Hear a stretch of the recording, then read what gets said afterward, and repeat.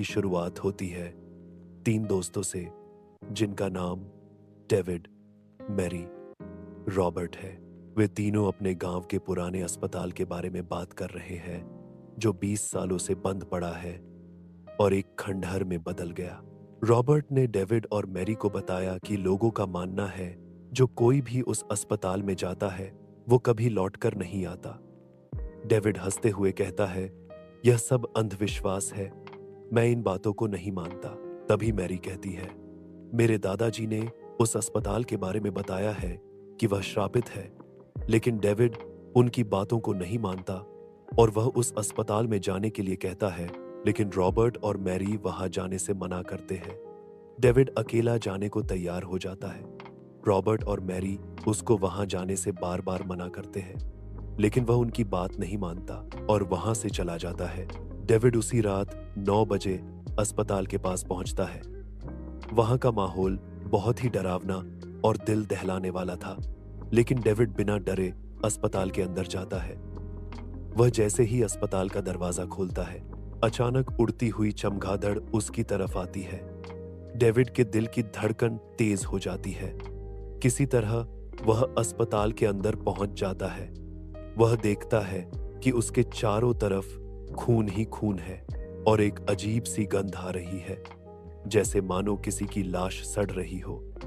वह अपने फोन की टॉर्च चालू करता है और आगे की तरफ बढ़ता है। तभी उसे कुछ दरवाजे दिखाई देते हैं। वह एक दरवाजा को खोलकर कमरे में दाखिल होता है।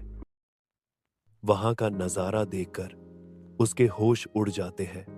वह देखता है कि उसके चारों तरफ खून में सनी हुई व्यक्तियों के मृत शरीर पड़े हुए हैं, जो कि बहुत ही बेकार गंध दे रहे हैं। तभी उसकी नजर किसी चीज पर पड़ती है। डेविड मोबाइल की टॉर्च वहां लगाकर देखता है और डर के नीचे गिर पड़ता है। वहां एक आदमी खून से भरे कपड़ों में चेहरे पर मुखौटा लगाए, हाथों में चाकू और बड़ी डरावनी आंखों से घूर रहा था। उसका नाम डॉक्टर डी था। वह चाकू लेकर डेविड की तरफ बढ़ता है। तभी डेविड भागता हुआ कमरे से निकल आता है और दूसरे कमरे में जाकर छिप जाता है। वहां भी चारों तरफ लाशें ही लाशें थी। डॉक्टर डी डेविड के पीछे आने लगता है, पर वह डेविड को नहीं देख पाता। वहीं डेविड डरा से सकता हुआ कमरे में छिपा बैठा हुआ था और दूसरी तरफ रॉबर्ट और मैरी डेविड को ढूंढते हुए अस्पताल तक पहुंच गए थे। पहले तो उन्हें अंदर जाने से डर लग रहा था, लेकिन अपने दोस्त को मुसीबत में देखकर उन्हें अंदर जाना पड़ता है।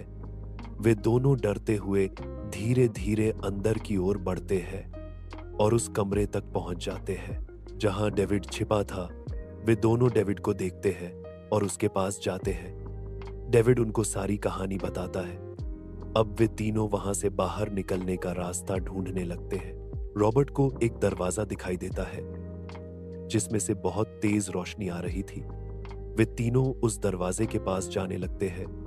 तभी सामने डॉक्टर डी आ जाता है और मैरी के ऊपर हमला कर देता है। मैरी बहुत घबरा जाती है और बेहोश हो जाती है। डेविड और रॉबर्ट भी डर जाते हैं और भागने लगते हैं। डेविड लड़खड़ाकर गिर जाता है।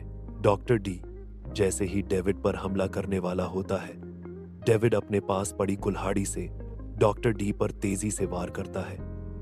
डॉक्टर डी की गर्दन धड़ से अलग हो जाती है। डेविड वहां से भागकर रॉबर्ट के पास आता है। डेविड, रॉबर्ट मैरी को होश में लाते हैं और तेजी से उस दरवाजे के पास पहुंचकर दरवाजे में तेजी से हमला करते हैं। दरवाजा खुलते ही तीव्र प्रकाश होता है और उन्हें कुछ भी साफ साफ दिखाई नहीं देता। प्रकाश धीरे धीरे कम होने लगता है। जैसे ही प्रकाश पूरे तरीके से खत्म होता है, उनके चारों तरफ एक अलग ही दुनिया दिखाई देती है। उन तीनों के होश उड़ जाते हैं। उन्हें ऐसा लगता है जैसे वे धरती पर नहीं, कोई दूसरी दुनिया में पहुंच गए हो। मैरी रोने लगती है और मम्मी पापा को याद करने लगती है। उन लोगों के सामने बहुत बड़ी मुसीबत आने वाली थी। डेविड रॉबर्ट यहां से बाहर निकलने का सोच ही रहे होते हैं, तभी जोर से आवाज आती है, हिमबास लोक में तुम लोगों का स्वागत है। सामने से एक अजीब व्यक्ति आ रहा था। उस व्यक्ति का सिर धड़ से अलग था। वह एक हाथ में सिर और दूसरे हाथ में तलवार लिए हुए तेजी से उनके पास आ रहा है। वे तीनों भागने की कोशिश कर रहे थे, लेकिन उन लोगों के पैर जाम हो गए। वे लोग अपनी जगह से हिल नहीं पा रहे। तभी वह सिर कटा आदमी उनके पास आकर बोला, तुम लोगों ने यहां आकर गलती कर दी है, अब तुम सभी मारे जाओगे। यह कहकर वह डेविड, मैरी, रॉबर्ट तीनों को कैद कर लेता है और हिम्बास लोग के कैद खाने में डाल देता है। वे तीनों सहमे डरे से एक कोने में बैठे थे। थोड़ी देर बाद दरवाजे खुलने की आवाज आती है। 2 सिपाही उन्हें कारागार से निकालकर उस दुनिया के बादशाह के सामने पेश करते हैं। बादशाह की आंखें बड़ी और लाल थी, सिर पर ताज और गले में कंकाल की माला पहने हुए था और चारों तरफ जिंदा लाश थी जो कि उसके इशारों पर काम कर रही थी। वे लाशें एक दूसरों का मांस खाकर अपना पेट भरती थी। वहां के बादशाह का नाम त्रिकाल है। उसे पूरी कायनात पर राज करना है। उसे एक कन्या की आहुति देनी थी। उसने मैरी की तरफ देखा और जोर जोर से हंसने लगा और कहा, मिल गई कन्या, अब मैं संपूर्ण संसार पर राज करूंगा। उसने मैरी को कैद किया और डेविड और रॉबर्ट को मौत की सजा सुनाई। त्रिकाल ने सिपाहियों से कहा, इन दोनों को जिंदा जला दो। सिपाहियों ने डेविड, रॉबर्ट को दोबारा कारागार में बंद किया और उन्हें आखिरी खाना दिया। वह खाना साधारण नहीं था। उन दोनों के सामने इंसानों का मांस परोसा गया। डेविड ने जैसे ही उस मांस को देखा, उसका सिर चकराने लगा और उसने उल्टी कर दी। रॉबर्ट और डेविड समझ नहीं पा रहे थे कि वे क्या करें। वहां का माहौल बहुत ही भयानक और रोंगटे खड़े कर देने वाला था। रॉबर्ट ने डेविड से कहा, वह राक्षस मैरी के साथ पता नहीं क्या करेगा। तभी सिपाहियों के कदमों की आवाज आई। डेविड कहता है, वे हमें मारने आ रहे हैं। किसी भी तरह हमें उनके चंगुल से बचकर निकलना होगा और मैरी को भी छुड़ाना होगा। लेकिन कैसे? सिपाही उन दोनों को कारागार से निकालकर सजा वाली जगह पर ले गए। वहीं दूसरी तरफ त्रिकाल मैरी की बलि देने जा रहा था। तभी आकाशवाणी से आवाज आई, रुको त्रिकाल, उत्साह में आकर कोई ऐसा गलत कदम मत ले लेना कि तुम्हारी सारी शक्तियां आने के बजाय चली जाए। बलि तभी दी जा सकती है जब हिम्बास लोक सूरज और चंद्रमा के ठीक बीच होगा। अभी बलि देने पर तुम्हारी शक्तियां चली जाएगी और तुम्हारा अंत हो जाएगा। वहीं त्रिकाल ने डेविड और रॉबर्ट को जिंदा जलाने को कहा। उनका मांस वे नरभक्षी जिंदा लाशें खाना चाहती है। डेविड और रॉबर्ट को उन सिपाहियों ने एक खंबे से बांध दिया और आग लगाने ही जा रहा था। तभी डेविड जोर जोर से चिल्लाने लगा और बोला, तुम लोगों का बादशाह त्रिकाल कायर है। वह डरता है, उसे सजा देने का सही ज्ञान भी नहीं है। तुम लोग भी उसकी तरह कायर हो। मुझे एक बार तुम्हारे त्रिकाल से मिलना है। सिपाही की सूचना से त्रिकाल क्रोधित हुआ और कहता है कि मेरे ही लोक में मुझसे ही दुश्मनी कर रहा है।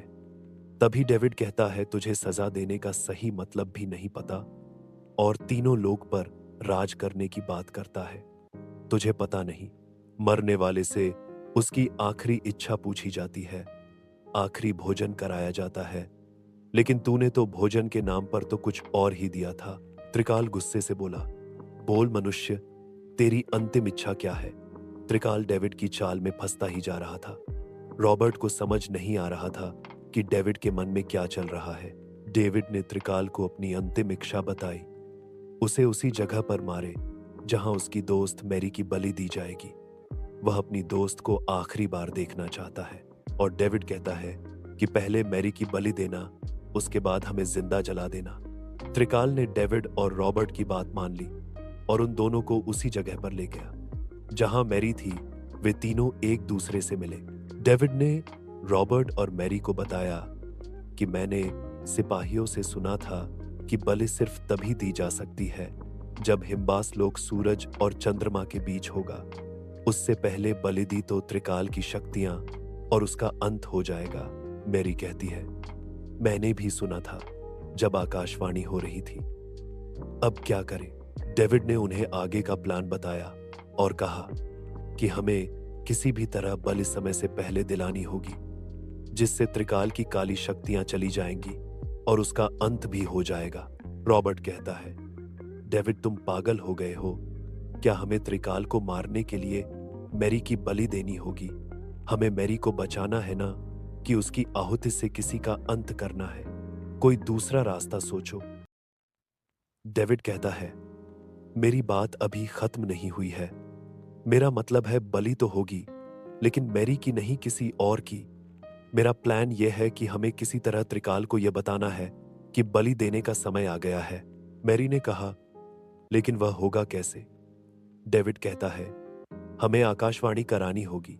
इसके लिए हमें अपने बैग की आवश्यकता होगी, लेकिन वह कारागार में ही रह गया है। बैग में एक सैटेलाइट डिवाइस है जो समय को आगे करके दिखा देगा, और उस डिवाइस में साउंड जोड़ देंगे तो नकली आकाशवाणी होने लगेगी और त्रिकाल को लगेगा कि आकाशवाणी हुई है और बलि का समय हो गया है।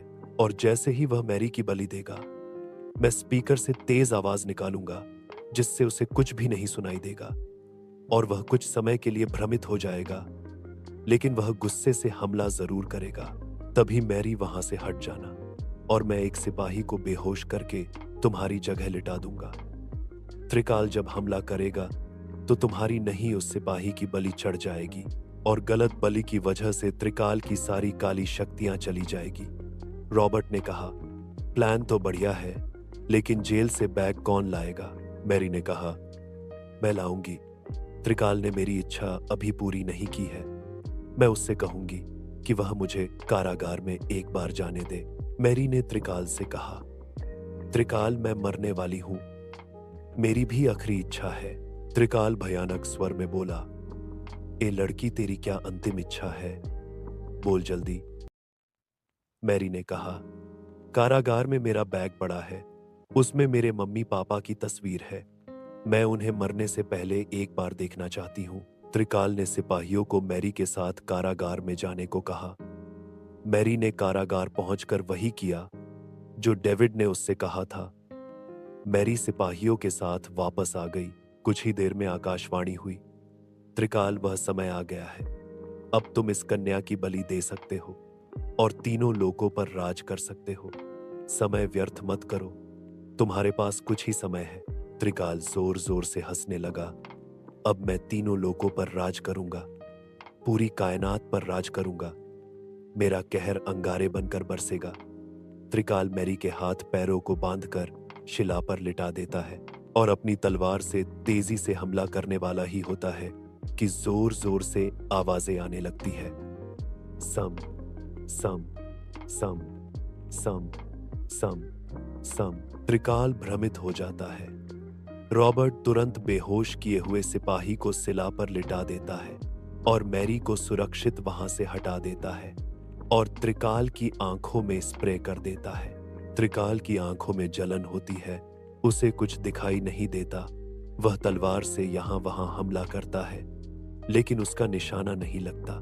प्रयास करने पर उसकी तलवार से सही निशाना लग जाता है और सिपाही की बलि चढ़ जाती है। तभी तेज प्रकाश हुआ और आकाशवाणी होती है, मूर्ख त्रिकाल, मैंने मना किया था कि गलत समय पर बलि मत देना, और तूने अपने अहंकार से अपना ही अंत कर लिया। त्रिकाल अपनी तलवार से उन तीनों पर हमला करता है और कहता है, आज तुम दोनों की वजह से मैं बलि नहीं दे पाया। मैं तुम लोगों को जिंदा नहीं छोड़ूंगा। त्रिकाल उन तीनों को मारने के लिए दौड़ा। तभी तीव्र प्रकाश हुआ और उसका शरीर एक खतरनाक विस्फोटक की तरह फट गया। आसमान साफ हो गया, बुराई के काले बादल खत्म हो गए। हिम्बासलोक में बहुत बड़ा भूकंप उठा। हर जगह तबाही आने लगी, मानो वह मिट्टी के ढेर में बदल रहा हो। वे तीनों भागने लगे। तभी उन्हें तीव्र प्रकाश दिखाई दिया। वे उसके पास पहुंचे और उन्हें वही दरवाजा दिखाई दिया जिससे वह आए थे। उन्होंने उसे खोला और उस दुनिया से बाहर निकल गए। वे उसी अस्पताल में पहुंच गए जहां डॉक्टर डी को मारा था। वे तेजी से गेट की तरफ भागे और बाहर निकल आए। मैरी बेहोशी की हालत में थी। वे तीनों अपने अपने घरों की तरफ भागते हुए पहुंचे। सभी लोगों ने भगवान का धन्यवाद किया कि उनके बच्चे सही सलामत वापस आ गए। अब उस अस्पताल में बुरी शक्तियों का वास खत्म हो गया। गांव के मुखिया ने उन बच्चों को भारत सरकार से बाल शक्ति पुरस्कार दिलवाया और उस पुराने अस्पताल को तुड़वाकर नया अस्पताल बनाने का कार्य भी जल्द से जल्द प्रारंभ भी कराया। उस अस्पताल में हर एक गरीब का इलाज कम से कम रुपए में होगा। दोस्तों, यह कहानी खत्म हुई, बुराई पर अच्छाई की जीत हुई। त्रिकाल जैसे राक्षस का अंत हुआ जो तीनों लोकों में राज करना चाहता था। उसे उसी के अहंकार ने खत्म कर दिया।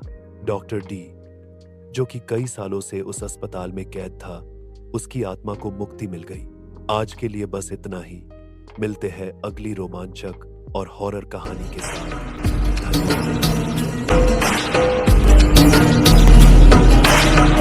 धन्यवाद।